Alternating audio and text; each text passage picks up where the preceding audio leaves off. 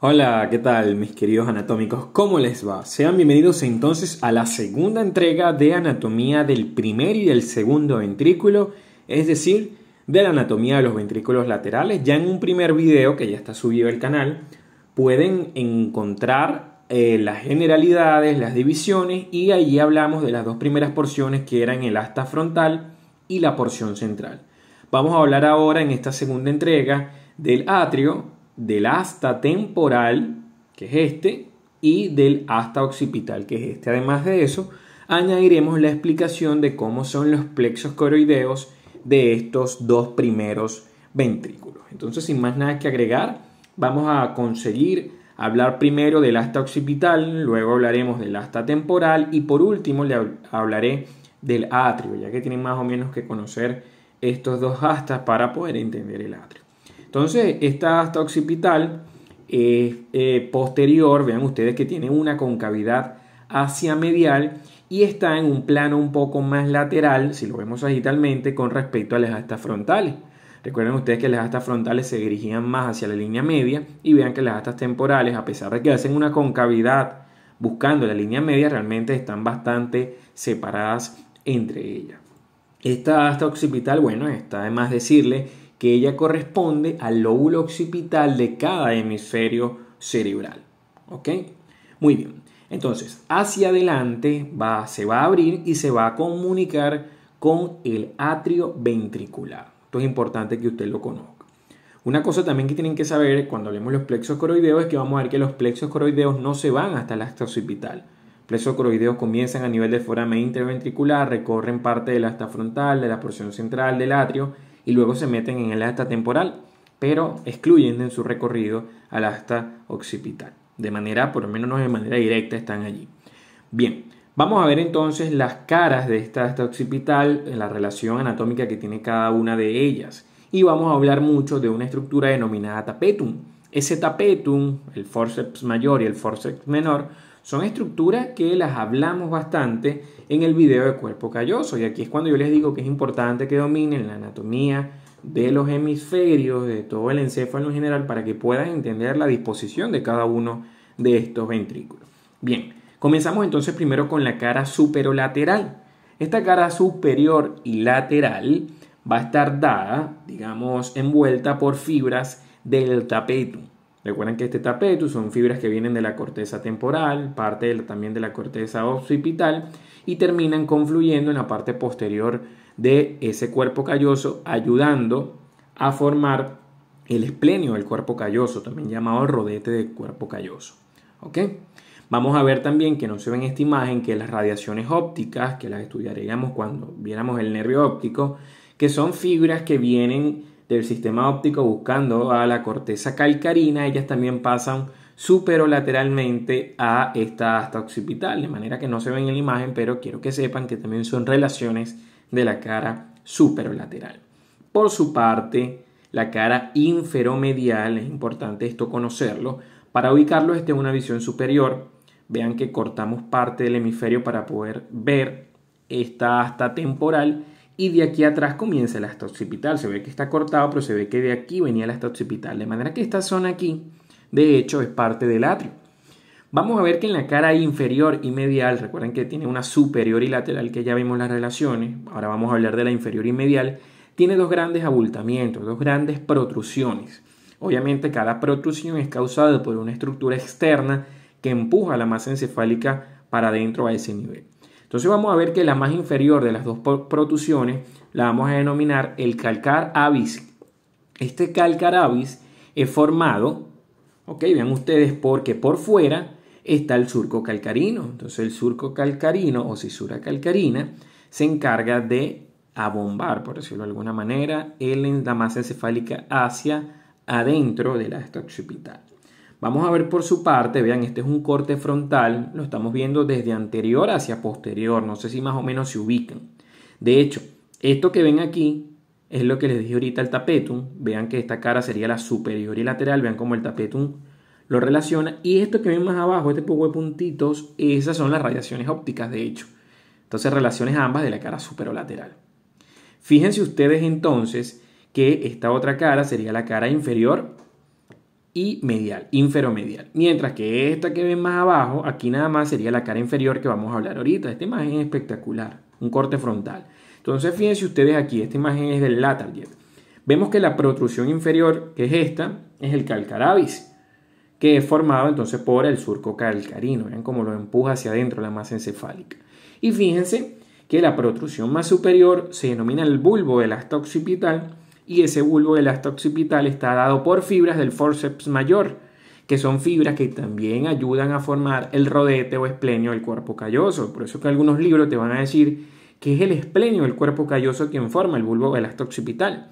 Otros libros te van a decir que es el forceps mayor, pero realmente como el forceps conforma al esplenio, realmente son sinónimos cualquiera de las dos que te digan los libros. Entonces vean las dos grandes protrusiones de esa cara inferomedial. Muy bien, con respecto a la cara inferior, que es esta que está aquí, vemos esta elevación. Si la notan, esa elevación se denomina la eminencia colateral. ¿Sí? La eminencia colateral. Y esta eminencia colateral es formada por un surco que se va a ver en la cara inferior del encéfalo, que es el surco colateral. Si usted ya estudió el video de Cerebro 2, donde yo hablo de los surcos y los giros del encéfalo, de la cara inferior, se va a acordar de cuál es este surco colateral. Entonces, muy bien, eso con respecto a la cara anterior. Con respecto a, los extremos, va a tener un extremo anterior que es abierto, es ancho, y que se va a continuar con el atrio de ventrículo lateral. Mientras que por su parte la punta o extremo posterior está inmiscuida dentro del lóbulo occipital y queda separada del polo occipital de 2 a 2.5 centímetros. Recuerden que el polo del asta frontal estaba a 3 centímetros del polo frontal, en cambio aquí el asta occipital, del polo occipital tiene de 2 a 2.5 centímetros. Entonces, bueno, ya sabemos cómo es el asta occipital, vamos a hablar ahora del asta temporal, que es un poquito más complejo, pero antes no te vayas a despegar del video.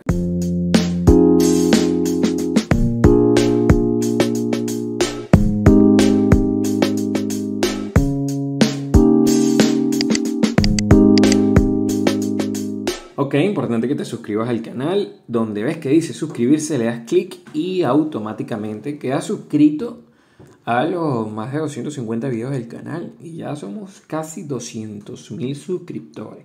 Increíble. Nunca esperé llegar a esa cifra y bueno, seguimos subiendo y subiendo y subiendo. Nos quedamos entonces con el cuerno o asta temporal, que bueno, ella se inmiscuye dentro del gran lóbulo temporal. Vamos a ver que ella se dirige hacia abajo, hacia adelante y un poco hacia afuera, un poco hacia el lateral. Recuerden que les dije que el polo temporal, la punta del asta temporal mejor dicho, está casi a 4 centímetros de la línea media. O sea, está bastante alejada con respecto al asta frontal. Recordemos también que con respecto a la C, recuerden que tiene una forma de C con concavidad anterior, todo el ventrículo, ella forma la parte inferior de esa C. Entonces, hacia atrás vamos a ver que se continúa con el atrio ventricular. Entonces, las porciones que confluyen en el atrio son la porción central, el asta occipital y el asta temporal. Vean que el asta frontal no tiene nada que ver con el atrio ventricular. Vamos a ver entonces las relaciones de cada una de estas caras, un poquitico más, rica anatómicamente, comenzando con la cara superior. Vean ustedes, toda esta cavidad que ven aquí sería el asta temporal. Aquí este corte, que es un corte de un nivel más superior que el de este lado, vemos entonces el inicio del asta temporal, vemos que para allá se mete el plexo coroideo y fíjense ustedes que en el techo encontramos la cola del núcleo caudado. Fíjense entonces que el núcleo caudado tiene amplia relación con el recorrido de todo el ventrículo lateral. La cabeza la relacionamos con el asta frontal, que es esta, el cuerpo que no se ve en este corte obviamente lo relacionamos con la porción central y aquí la cola ahora la relacionamos con el asta temporal en su cara superior. Vamos a ver qué fibras también del tapetum que ayudaría a formar, vean ustedes allí, el esplenio del cuerpo calloso también estarían en su cara superior. Fíjense ustedes esta imagen, aquí están las fibras del tapetum, se supone que hacia acá más o menos se mete el cuerno temporal, entonces vean cómo encima le quedan esas fibras del tapetum. Una estructura que hablábamos mucho cuando estudiamos el tálamo es la estría terminal. Obviamente aquí en esta imagen le muestro la estría terminal a nivel del dorso del tálamo, pero cuando esta estría terminal rodee toda la parte posterior y luego se ponga inferior al tálamo, ahí quedaría superior a todo esto que ven aquí, que es el asta temporal. Y la estría terminal del tálamo también ayuda a formar su cara superior. Con respecto a la cara inferior, vamos a ver la famosa eminencia colateral a lo largo de todo el piso de esta asta temporal. La famosa eminencia colateral. Y una estructura que es el alveo del hipocampo. Cuando yo les explicaba el video del hipocampo, yo les explicaba que había una protrusión hacia adentro del ventrículo lateral, específicamente del asta temporal, que era sustancia blanca, que era empujada hacia adentro. Ese es el alveo, que digamos es esta sustancia blanca que usted ve aquí. Obviamente este es el pie del hipocampo, pero el alveo es la parte de sustancia blanca que protruye. Vemos este corte frontal, toda esta cavidad que está aquí, es el asta temporal. Esto que está aquí es la cola del núcleo caudado. Vean cómo es techo, lo que les acabo de comentar. Y fíjense ustedes que esta protrusión que ocurre aquí, a nivel del asta, que el astamo la lleva hacia adentro, bueno, fíjense ustedes cómo ese es el alveo, el hipocampo, que es lo que vemos hacia arriba. Es como que si aquí abajo estuviera la eminencia colateral, fuera esta, y este fuera el alveo del hipocampo. Los invito a que vean el video del hipocampo para que terminen de entender bien esto que les estoy diciendo. Con respecto a la cara lateral, vamos a ver al tapetum. Entonces el tapetum ayuda a formar parte de la cara superior, pero sus fibras también ayudan a formar parte de la cara lateral. Ella prácticamente envuelve superolateralmente a esta asta temporal. Ok, con respecto a la cara medial, vamos a encontrar primero la fimbria del hipocampo. Recuerden entonces que la cara medial sería toda esta que ustedes ven aquí, fimbria del hipocampo. En este corte frontal espectacular, porque podemos ver a la fimbria, que es esto que está saliendo aquí. De hecho, la fimbria, que lo vemos en la pared medial, que sería esto, recuerden que esta es la línea media, esto es un corte frontal. Entonces vean que en la pared medial vemos a la fimbria del hipocampo y vemos como la fimbria es quien agarra al plexo coroideo del ventrículo lateral. ¿Ok? Ahora, antes de la fimbria agarrar el plexo coroideo hay una estructura que está interpuesta entre ellos, que es la tela coroidea de este ventrículo lateral. De hecho, fíjense ustedes, en esta visión inferior cortamos parte del lóbulo temporal para poder ver cómo está pegado hacia medial, cómo está pegada el plexo coroideo. Vamos a ver una cisterna, que es un espacio, digamos, que queda lateral al mesencéfalo, pero que está relacionado con la cara medial de ese asta temporal. Esa cisterna es la famosa cisterna ambiens o mesencefálica, que sería más o menos este espacio que usted ve aquí. Este espacio, esa es la cisterna ambiens o cisterna lateral mesencefálica también la llaman.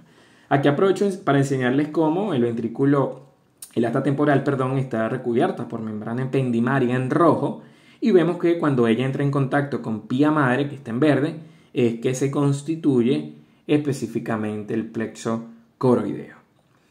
Muy bien, con respecto, aquí aprovechamos, vemos el mesencéfalo y aquí lateral, este espacio, esa es la cisterna ambiens. Relación entonces medial de esto que ven aquí, que sería el asta temporal justamente.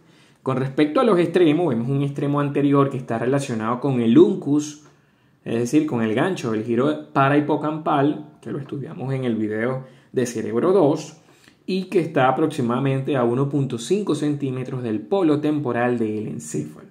Muy importante eso. Mientras que ya habíamos hablado de que el extremo posterior es abierto y se abre a nivel del atrio ventricular. Muy bien, esto sería todo entonces con respecto al asta temporal. Para terminar la última parte de esta cavidad, vamos a estudiar el atrio. Este atrio ventricular, que es una zona de confluencia, está específicamente dentro del lóbulo parietal. Vamos a ver que ahí convergen tres grandes porciones, la porción central hacia arriba y hacia adelante. Vamos a ver que hacia abajo y hacia afuera el asta temporal, y hacia posterior y un poco hacia medial el asta occipital. Entonces, ese lugar de confluencia también tiene sus relaciones anatómicas, como todo lo que hemos hablado hasta ahora de ventrículo lateral. Vamos a ver que en su cara superior se encuentra el tronco del cuerpo calloso. Más o menos esta zona aquí es el atrio, para que más o menos estén ubicados. Sí, esta zona aquí. Recuerden que la porción central se acaba en la parte posterior del tálamo, que es esta. Entonces, más o menos esta zona aquí sería el atrio. Aquí se ve que comienza el asta occipital y hacia allá abajo se mete el asta temporal. Entonces, el tronco del cuerpo calloso formaría la cara superior. Con respecto, aquí vemos el cuerpo calloso ya llegando. Claro, y aquí más o menos es esplénico. La cara anterior, por su parte, va a estar dada por la cola del núcleo caudado. ¿Ok? Cola del núcleo caudado. La cara inferior está dada por la porción más ensanchada y posterior de la eminencia colateral. ¿Se acuerdan la eminencia colateral que estaba en la cara inferior o piso del asta temporal? Pues en la misma eminencia hacia atrás, ese abultamiento se denomina trígono colateral. No es más que la parte más abultada de la eminencia. Y este trígono entonces se encuentra más hacia el atrio. Entonces, esto lo denominamos cara inferior del atrio. La cara medial, por su parte, está dada por el pilar del fornix. Vean ustedes allí, cuerpo del fornix, se dirige hacia atrás formándose los pilares para después continuarse como hipocampo. Y vamos a ver también que el forceps mayor que ayuda a formar el esplenio del cuerpo calloso también lo veríamos en su cara medial. Entonces, si esto que está aquí más o menos, esta cavidad que está aquí es el atrio, vean cómo medial me queda el fornix, que ahí lo veo abajo, y vean cómo también me queda el cuerpo calloso. Con respecto a la cara lateral, vemos otra vez la cola del núcleo caudado, de manera que es relación tanto de la cara anterior como de la cara lateral. ¿Ok? Y vamos a ver que las fibras del tapetum, que están en todos lados metidos, de hecho el tapetum lo he nombrado muchísimo en ventrículo lateral, ella está relacionada con la cara lateral. Todo lo que está relacionado con el esplenio del cuerpo calloso, también lo más probable es que tenga relación del tapetum o del forceps mayor, de cualquiera de las dos estructuras. Muy bien, esto sería todo con respecto a la anatomía del atrio ventricular. Para terminar, vamos a hablar de los plexos coroideos del tercer ventrículo. Si ya vieron el video del tercer ventrículo antes que este, o están viendo estos primeros, van a ver que el plexo coroideo del tercer ventrículo se estrecha para entrar en el foramen interventricular o de Monro. Allí se dirige hacia arriba y hacia atrás y es cuando comienza a estar dentro del ventrículo lateral. Entonces él comienza a nivel del asta frontal porque recuerden que allí es donde se recibe el agujero de Monro o interventricular. Allí se dirige directamente hacia atrás, de manera que solamente el inicio está en el asta frontal, el resto del asta frontal está desprovisto de plexo coroideo. Entonces él se dirige hacia atrás rodeando el dorso del tálamo en un surco que está allí, que es la famosa fisura coroidea, y allí se encuentra adherido o separado, por decirlo de alguna manera, del dorso del tálamo por la tela coroidea. ¿Se acuerdan que se los comenté? Entonces se sigue dirigiendo hacia atrás hasta llegar al atrio ventricular.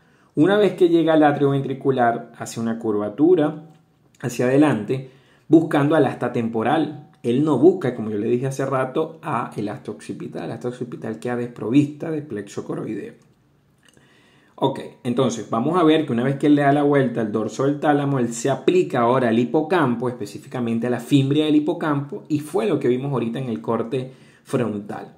Para finalmente terminar, vean ustedes fimbria del hipocampo, vean cómo se aplica ahora el plexo coroideo a la fimbria del hipocampo para quedar finalmente dentro o terminando dentro de ese ventrículo lateral, específicamente dentro del asta temporal, quise decir. Vean ustedes en este corte frontal como cuando se pega la pía madre, que está a lo largo de esa cisterna ambiens, es que se termina de conformar el plexo coroideo, cuando la membrana ependimaria está pegadita a ella. Y pasa lo mismo que se forma el plexo cuando se unen ambas membranas y al final el plexo coroideo está separada de la cavidad ventricular por membrana ependimaria que siempre lo está cubriendo. Es importante que sepan eso. Ahora, ¿cómo está vascularizado estos plexos coroideos? Vamos a ver una arteria primero coroidea anterior que parte de la carótida interna, muy pocas veces parte de la cerebral media, casi siempre es rama de la carótida interna. Y luego una arteria coroidea posterior que tendríamos dos, una posterior y lateral, veanla ustedes aquí, y una posterior y medial. Ambas salen de la arteria cerebral posterior, tanto la coroidea posterolateral como la coroidea posteromedial. Si lo vemos en esta imagen, fíjense ustedes allí, la carótida interna, vean cómo se mete, da la coroidea anterior. Y fíjense que las dos coroideas, tenemos la posterolateral hacia acá y la posteromedial, saldrían en este caso de la arteria cerebral posterior. Finalmente, a manera de esquema, muy bueno, me gustó bastante esta imagen, fíjense los dos ventrículos laterales en azul, vean en azul claro cómo los forámenes interventriculares lo conectan al tercer ventrículo y bueno, el resto del esquema se los explicaré con cada una de las porciones de los ventrículos. Entonces este fue todo el video, no olvides suscribirte al canal, dale like si te gustó y puedes buscarme en Instagram en @JuanPisoSánchez1315.